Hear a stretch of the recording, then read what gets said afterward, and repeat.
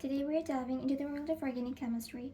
Organic reactions has always been a fascinating topic to read, discuss, learn, and teach for me.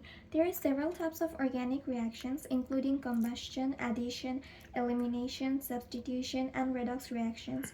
These reactions take place with different types of organic compounds such as aromatics, alkanes, alkenes, alkynes, alcohols, esters, amides, and carboxylic acid. Factors like heat, temperature, catalyst, states influences the rate of reaction and the possibility of the formation of the desired product.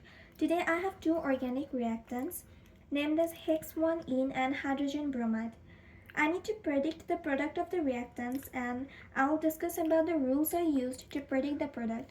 Later on I'll come up with two follow-up questions to ensure our understanding of the reaction. So our alkene compound is Hex-1-ene, which is a 6-carbon long alkene with one double bond between carbon 1 and 2. It reacts with a hydrogen halide called hydrogen bromide. When alkene reacts with hydrogen halide, no catalyst is needed to conduct the reaction. So the general word equation is Hex-1-ene plus hydrogen bromide.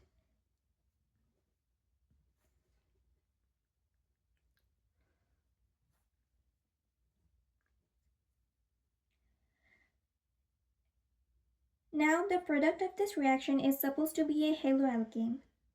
So I'll fill this spot as we solve through the equation. Let us draw the structural diagram of the reactant. Hex-1-ene has 6 carbon in the carbon chain.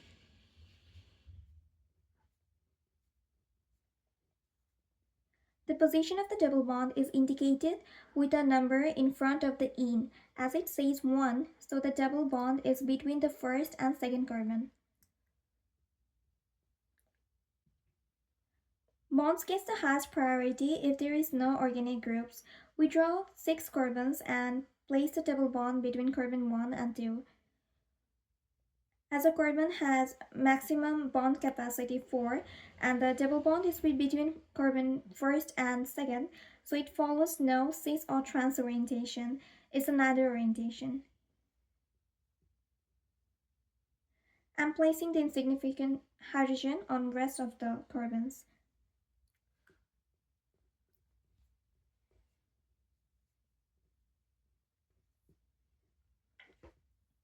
It reacts with hydrogen bromide and no catalyst is needed.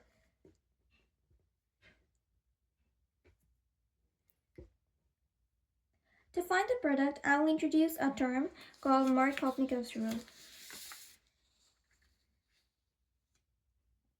During the addition reaction of an asymmetrical alkene, the hydrogen component of the other reactant gets added to the carbon in the double bond that started with the most hydrogen, so the reach gets richer.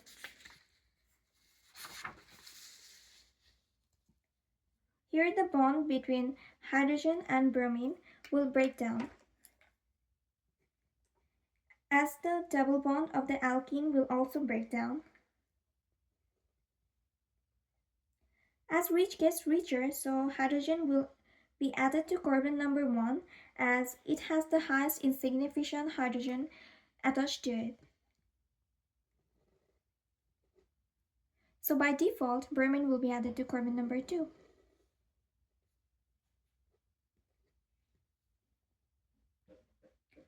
As there is no longer any double bonds, so it does not matter where we put the hydrogen and bromine on the carbon chain because single bonds will allow for rotation, and it's the same if we put it either above the carbon or below.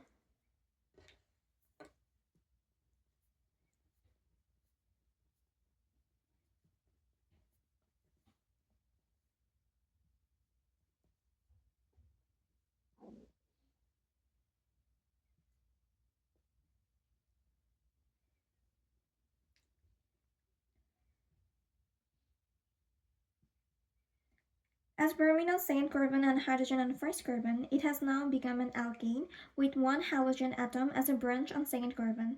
As we predicted our product to be a haloalkane, we got as we expected. The formed alkane is a 2-bromohexane.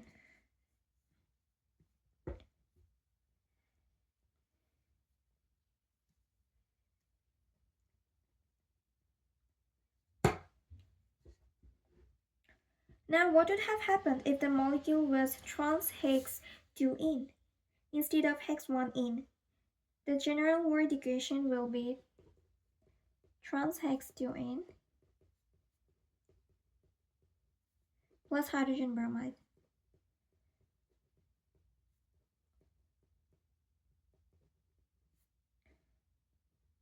We'll write the name of the product after we find out and go through the reaction.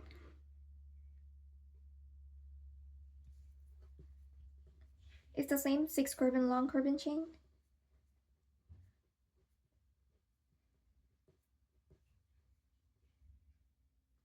The double bond is now between carbon 2 and 3 and it is in trans orientation, so the insignificant hydrogen will be in opposite direction.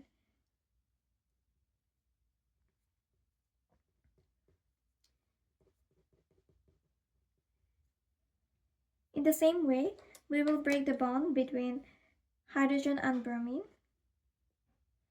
and one of the bond from the double bond. In the previous example, the double bond was between carbon 1 and 2, so the first carbon has the most insignificant hydrogen, and according to Markovnikov's rule, the hydrogen from hydrogen bromide went to the first carbon. In this case, as both the carbons has equal number of insignificant hydrogen, it does not matter which carbon the hydrogen attaches to. If my hydrogen attaches with carbon 3, it will form the same product as the previous reaction, which is 2-bromohexane.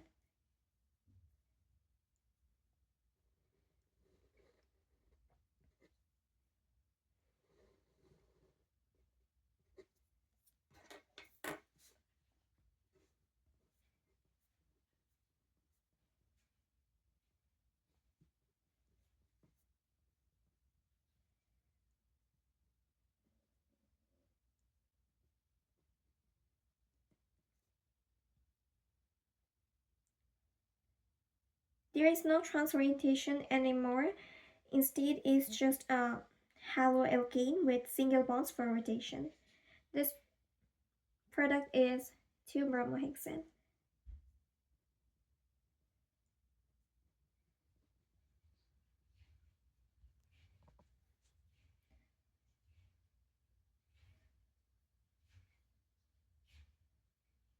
Let's do it in the other way. I'll place my hydrogen now to the second carbon.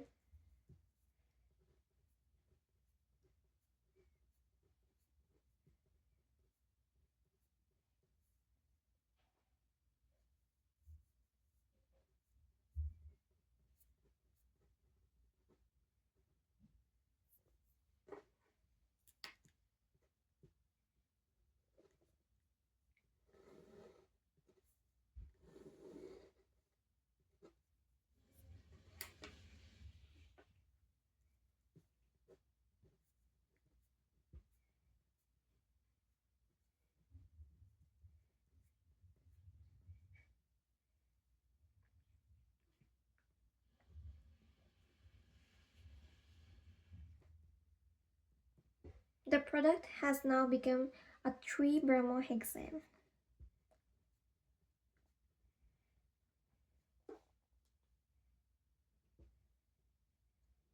The difference between hex 1-ene and trans hex 2-ene is in their insignificant hydrogen distribution. Trans hex 2-ene has equal hydrogen distribution, and due to its symmetry, it can form two different types of product after reaction with hydrogen bromide.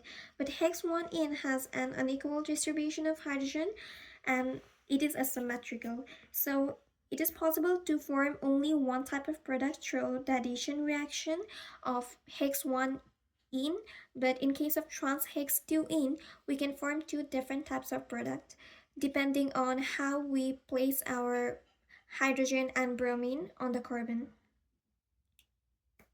And that's the core difference between these two products. Thank you for watching this video.